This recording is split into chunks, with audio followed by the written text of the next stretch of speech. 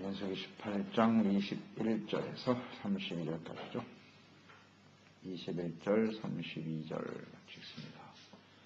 내가 이스라엘의 11조를 레위 자손에게 기업으로 다 주어서 그들이 하는 일 곧 회막에서 하는 일을 강나니 이후로는 이스라엘 자손이 회막에 가까이 하지 말 것이라 죄값으로 죽을까 하노라. 그러나 레위인은 회막에서 봉사하며 자기들의 죄를 담당할 것이요 이스라엘 자손 중에는 기업이 없을 것이니 이는 너희 대대의 영원한 율례라. 이스라엘 자손의 여호와께 거제로 드리는 11조를 레위인에게 기업으로 주었으므로 내가 그들에 대하여 말하기를 이스라엘 자손 중에 기업이 없을 것이라 하였노라.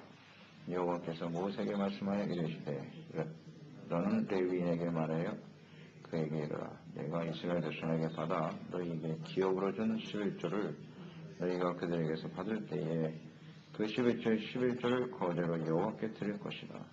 내가 너희의 거제물을 타작 마당에서 드리는 곡물과 포도즙틀에서 드리는 즙같이 여기리니 너희는 이스라엘 자손에게서 받는 모든 것의 11조 중에서 여호와께 거제로 드리고 여호와께 드린 그 거제물은 제사장 아론에게로 돌리되 너희가 받은 모든 헌물 중에서 너희는 그 아름다운 것 곧 거룩하게 한 부분을 가져다가 여호와께 거제로 드릴지니라. 이러므로 너는 그들에게 이르라.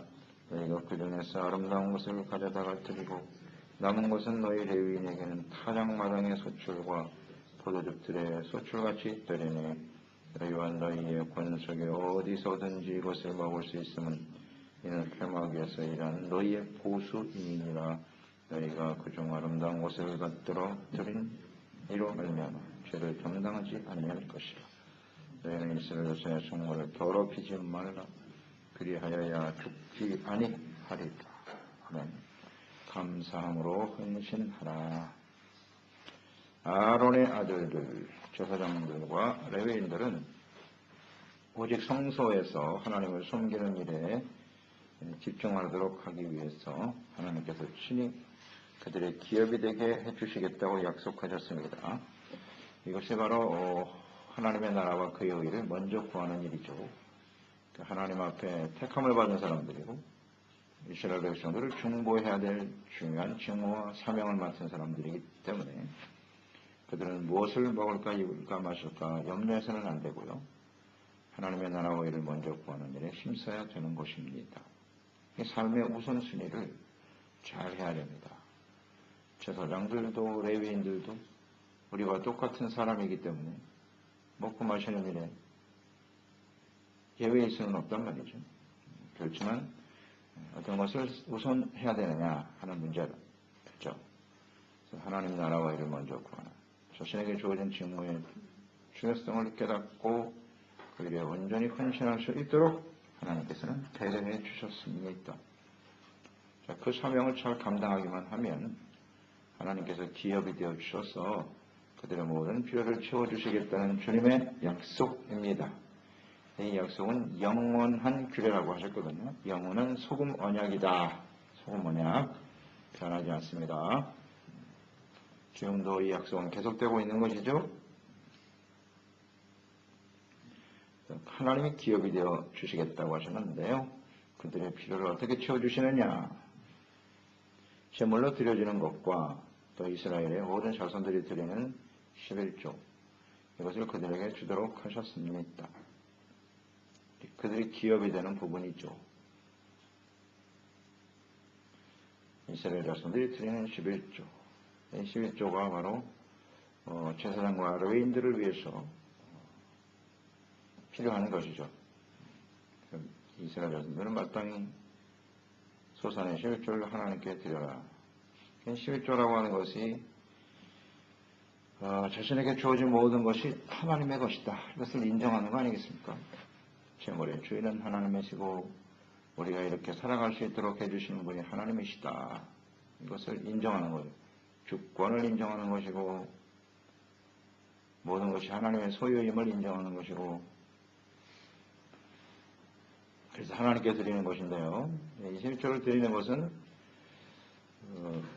주권을 인정할 뿐만 아니라 하나님께서 우리에게 베풀어 주신 은혜에 대한 우리의 반응이다. 이렇게 봐야죠.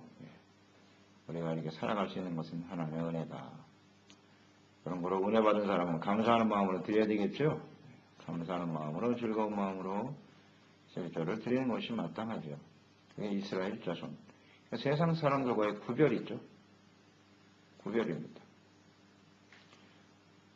하나님이 없는 세상 사람들은 재물이 삶의 중심이에요. 틀림없죠. 그래서 하나님과 재물을 겸하여 섬길 수 없다. 이렇게 너희는 누구냐? 예수 믿고 구원받은 사람들. 세상 사람들은 당연히 재물이 주인입니다. 그렇지만 하나님을 믿는 우리는 하나님의 우리의 삶의 주인이 되어야 되죠. 이게 바로 구별입니다. 거룩함이죠. 거룩함. 그러므로 당연히 하나님 앞에 11조를 드리는 것이 옳죠. 그러니까 우리가 11조에 대한 잘못된 생각 중에 하나가 뭐냐면 이제 말라기 3장 10절 이하에 있는 말씀인데요. 하나님 앞에 11조 드리면 하나님을 시험해봐라. 창고가 쳐 넘치도록 하나님을 채워주시겠다. 라는 말씀이 있는데 이 말씀을 잘못 받아들여서 사람들의 생각이 내가 11조를 드리는 이유가 하나님이 주신 그 축복의 약속을 누리기 위해서 드리는 것처럼 생각한단 말이에요. 사실이 아니에요. 원래 하나님 11조 드리는 마음은 모든 것이 하나님의 것이다. 그러니까 축복을 받기 위해서 드리는 게 아니라 미래를 위해서 드리는 게 아니라 과거에 베풀어 주신 은혜와 미래를 전부 그러니까 지금까지 베풀어 주신 은혜에 감사하여 드리는 게 11조입니다. 이미 받은 복에 대한 감사의 마음으로 드리는 게 11조지 이걸 드림으로써 하나님이 나에게 복을 주실 것이다. 이건 잘못했어요. 그건 옳지 않아요. 그럼 하나님께서 말라기 3장 10절에 왜 11조에 대한 축복의 약속을 하셨느냐? 우리가 그 상황을 잘 알죠. 3장을 잘 읽어보면 하나님께서 무엇을 한탄하고 계셨습니까? 하나님의 백성이 하나님의 것을 도적질하고 있구나. 이걸 개탄하고 계셨다고요. 어찌하여 내가 하나님의 것을 도적질하고 있느냐? 그러면서도 깨닫지를 못하는 거? 그러면서 이제 11조에 대해서 말씀하신 거죠. 당연히 하나님의 것이고 하나님 앞에 드려야 할 것을 사람들이 자신들의 것으로 취하면서도 전혀 죄의식이 없다는 거죠. 그래서 안 지키니까 불순종하고 있기 때문에 그들이 잘 순종하고 따를 수 있도록 이 약속을 하나님이 주신 것이지 근본적인 11조에 대한 하나님의 생각은 받은 바 은혜에 대한 감사하는 마음으로 하나님의 것을 인정하는 것을 드리는 거죠. 하나님의 주권을 인정하는 것과 또 하나는 은혜의 감사, 이 두 가지. 이게 11조에 나타난 하나님의 뜻입니다. 간단하잖아요. 내가 하나님과 재물, 어떤 것을 주인으로 삼고 있니? 주권, 주인으로 인정하느냐. 바로 이 문제. 이건 거룩함의 문제예요. 거룩한 백성이냐 아니냐. 재물을 보면 알겠죠? 근데 11조가 아무것도 아니라고요? 그렇지 않습니다. 11조를 드리는 마음의 상태가 곧 하나님께 대한 태도다. 그렇게 보면 돼요. 그건 틀림없죠. 중심을 보시는 분이시니까요. 하나님께서.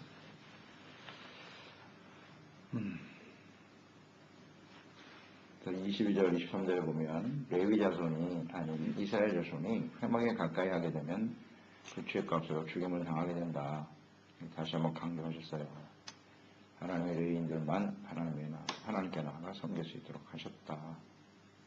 절대로 가까이 해서는 안 된다는 거죠. 그러니까 레위인들의 중요성과 필요성에 대해서 다시 한번 강조하시는 거예요. 그러니까 성막이 없고 레위인이 없다면, 제사장들이 없다면 이스라엘 백성들은 어떻게 되지요?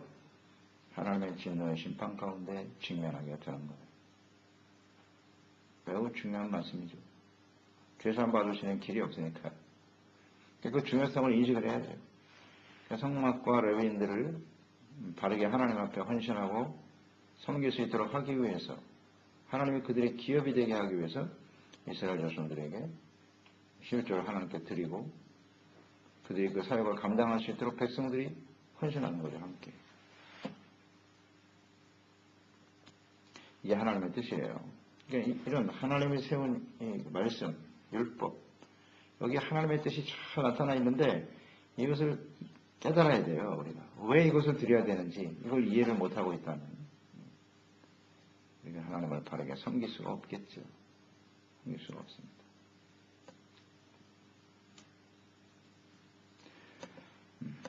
죽임을 당하게 된다. 죄값으로 죽는다 그랬어요. 가까이 하면. 그게 바로 죄가 된다는 거예요.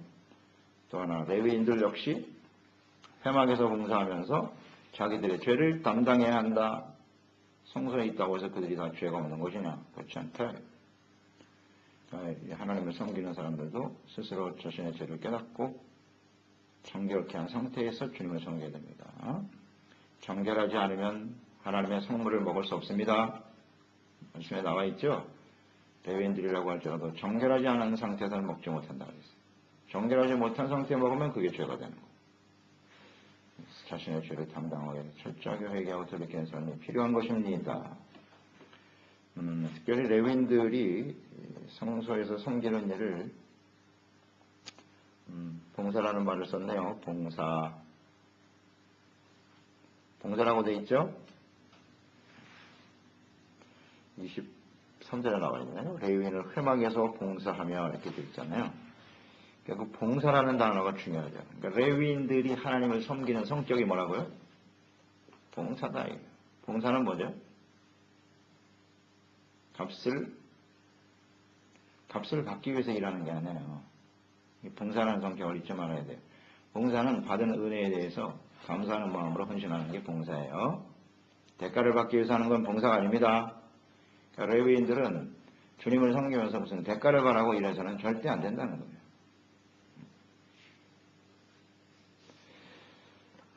감사하는 마음으로 봉사하는 심령으로 섬길 때 하나님이 기업이 되어 주셔서 필요한 것을 더하여 주시는 것입니다. 하나님의 나라와 그의 의를 먼저 구할 때 모든 것을 더해 주신다고 하셨는데 하나님의 나라와 의를 구하는 태도, 이게 바로 봉사에 있다는 것을 잊지 말아야 돼요. 우리가 하나님 교회 나와서 예배드리고 주님을 섬기는 것은 봉사입니다. 대가를 바라면 안 돼요. 그건 이미 봉사가 아니에요. 사람들에게 인정받기 위해서, 내가 또 더 많은 무슨 축복을 받기 위해서, 그건 봉사가 아니죠.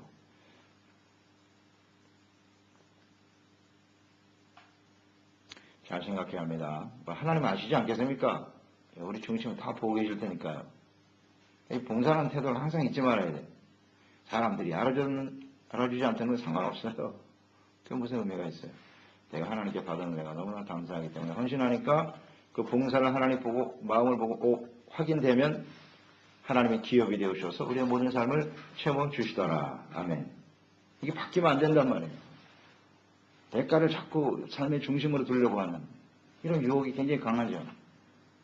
우리가 하나님을 믿고 살아가면서 우리가 다 같은 제사장이지, 우리 교회와 그리스도인들이 제사장이란 말이에요. 세상 사람들과 똑같이 우리에게도 재물이 필요하죠. 물질이 필요하다고요. 그러나 그것이 삶의 중심이 되느냐, 하나님을 예배하고 섬기는 것이 우선순위 되느냐, 바로 이 문제거든요. 필요한 걸 하나님이 아신다 그랬잖아요. 너 언제든지 하나님을 섬기는 봉사하는 태도로 주님을 섬기면 우리가 하는 직장에, 사업장에 하나님께서 복을 더하여 주시는 것입니다. 이게 아주 하나님의 뜻이거든요. 이 질서만 잘 지키면 우리의 삶의 필요를 계속 채워주시겠죠. 그래서 그걸 가지고 또 하나님이 10분의 9는 우리가 쓰고 10분의 1만 하나님께 드리라는데 그거 못해 하나님 앞에 온전히 드려서 하나님의 교회 또 주님을 섬기는 종들이 바르게 하나님 앞에 깨어있고 할렐루야. 그래야 우리 모두가 하나님 앞에 은혜를 받고 다 함께 하나님을 섬기는 사람이 되지 않겠습니까? 간단한 미친데 말이죠. 이게 다 실천이 안 되는 게 문제지요. 이걸 깨달은 사람들이 하나님의 자녀들 아니겠습니까? 확신이 있는 거죠, 이 부분에 대해서. 그 다음 24절 26절에 보면 레위인들이 이스라엘 자손들이 드린 11조를 받을 때 그들도 11조를 드려야 된다 이렇게 말씀하고 있네요. 11조를 거제로 드려라. 자, 그들이 하나님의 성소에서 하나님을 섬기고 있지만은 그들도 11조를 드리라는 뜻은 하나님 앞에 감사하는 마음으로 섬겨야 될 백성들 중에 하나일 뿐이다. 이런 말씀과 같은 거예요. 특권의식을 갖지 말라는 거죠. 자기들이 성소에서 하나님을 가까이 섬기니까 자기들은 특별한 사람들이기 때문에 기업이 없어서 하나님을 채워주시긴 하는데 그것도 하나님의 것으로 인정하고 온전한 11조를 드려야 합니다. 당연히 11조 드려야죠. 하나님께 대한 태도는 다 같다는 뜻이에요. 드려야 된다. 29절에 보면 그런 말씀이 있네요. 27절에 보면 내가 너희의 거저물을 타작마당에서 드리는 곡물과 포도즙 틀에서 드리는 즙같이 여기리라. 이게 무슨 뜻이냐면 농부가 자기 타작마당에서 나는 곡식 혹은 포도 이것을 얻는 것이 당연한 것처럼 레위인들이 주님을 섬김에 있어서 그들에게 이스라엘 자손에 드려진 11조로 인해서 삶의 필요를 얻는 것은 당연한 것이다. 자연스러운 것이다. 이런 뜻이고요. 또 하나는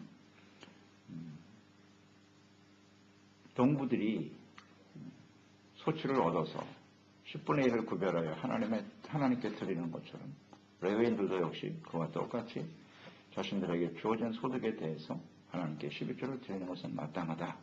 이 두 가지 의미가 거기에 담겨져 있는 겁니다. 자신들만은 특별하다. 그렇게 생각을 해서는 안 됩니다. 하나님께 드리는 것은 같은 마음의 자세로 주님께 헌신해야 된다는 뜻이겠죠. 29절에 보면 레위인들이 11조 드릴 때 받은 헌물 중에서 아름다운 것을 드리라 그랬어요. 거룩하게 한 부분을 하나님께 드려라. 역시 하나님께 헌신하는 마음의 자세죠. 마음의 자세. 하나님께 헌물을 드리는 이스라엘 자손들도 아름다운 것을 드리도록 돼 있어요. 처음 난 것, 흠 있는 것 드리면 안 돼요. 소중한 것을 하나님께 드려야 되고. 근데 그 중에서도 가장 좋고 아름다운 것을 구별하여 레위인들도 하나님께 11조를 드려야 되는 것입니다. 자, 여기에 이제 하나님께서 헌신하는 마음의 자세를 잘 보여주고 계시는 거예요. 아름다운 것을 드려야 됩니다. 이게 헌신하는 자세란 말이에요. 또 왜 아름다운 것을 드려야 돼요? 하나님은 우리의 경배의 대상이시고 하나님을 경외하는 마음이 있어야 그게 가능할 거예요. 그리고 하나님을 아주 존귀한 부분으로 여겨야 가장 좋고 아름다운 것을 드리겠지요. 우리가 누구에게 선물을 한다고 생각해 보세요. 대상에 따라서 달라요. 그렇게 별로 중요하지 않은 사람은 대충 해도 돼요. 그러나 정말 나에게 중요한 사람이면 어떻게 되겠어요? 아주 값비싸고 좋은 것 드리겠죠? 당연한 거 아니겠습니까? 근데 하나님께 드리는 것을 아무나 대충 그렇게 할 수 있나? 그런 사람들은 이미 하나님에 대해서 경외하는 마음이나 하나님을 존귀하게 여기지 않는 거죠. 그 하나님께 헌신하는 태도를 보면 알아요. 마음의 자세를 보면 하나님은 어떻게 생각하고 내가 할 거 다 하거나 그건 하나님에 대한 태도가 잘못되어 있는 거예요. 그 사람이 어떤 신앙의 모습을 갖고 있든지 이미 마음의 중심이 잘못되어 있는 거죠. 하나님은 다 아시지 않겠어요? 이렇게 보시면 알지. 하나님은 만놀이 영향을 받지 않으십니다. 절대로. 중심을 보십니다. 그래서 언제든지 우리는 가장 아름답고 소중한 것을 하나님께 드릴 수 있어야 합니다. 항상 점검해 봐야 돼요. 우리가 하나님께 헌신하는 태도를 말이죠. 내 할 거 다 하고 시간 있으면 하고 없으면 안 하고 드릴 거 있으면 드리고 없으면 못하고 이게 아니에요. 언제든지 가장 소중한 시간과 재물들을 하나님께 구별하여 드릴 수 있는 사람이 되어야겠죠. 네. 마태복음 6장 21절 내 보물이 있는 그곳에는 내 마음도 있느니라. 헌신하는 헌금하는 그 마음의 중심을 보시면 하나님은 다 하실 수 있다는 거예요. 헌금하는 태도가 곧 하나님께 대한 태도라. 맞습니까? 네? 맞는 거예요. 하나님께 드릴 것이 없다는 얘기는 그만큼 하나님과 나와는 상관이 없는 거죠. 주님의 은혜로 사는 것이 아니라 내 힘으로 사는 것이 될 수밖에 없는 거예요. 분명하죠. 31절, 32절 레위인들이 성소에서 백성들을 대신해서 속죄제사드리고 중보 역할을 감당하는 것 매우 중요한 일이기 때문에 모든 헌물을 그들에게 하나님 주셨고 또 그 헌물을 먹을 수 있도록 하셨네요. 너희의 권속은 어디서든지 이것을 먹을 수 있다. 이는 회막에서 일한 너희의 보수임이니라. 보수. 먼저라는 걸 잘 생각해야 돼요. 보수를 받기 위해서 일하는 게 아니고 먼저 하나님을 내게 주신 직무의 중요성을 알고 잘 감당하면 하나님이 채워주시기 때문에 그것은 모든 가족들과 함께 먹을 수가 있다고 돼 있어요. 하나님이 허용하신 거예요. 하나님을 섬기는 일에 집중할 수 있도록 하셨다. 삶의 우선순위 이런 게 잘 보이고요. 32절에 보면 너희가 여기 레위인들입니다. 그중 아름다운 것을 받들어 드린 즉 이로 말미암아 죄를 담당하지 아니할 것이라 그랬고요. 무슨 말씀이냐? 너희 이스라엘 자손의 성물을 더럽히지 말라. 이스라엘 자손의 성물을 더럽히지 말라. 그리하여야 죽지 아니하리라. 32절은 아주 중요한 말씀을 주고 있네요. 성물을 이스라엘 자손의 성물이라 무엇을 의미하는 거예요? 하나님께 드린 제물이나 11조. 이 11조를 드리지 않으면 레위인이라고 해서 드리지 않으면 그것도 하나님께 죄를 짓는 거예요.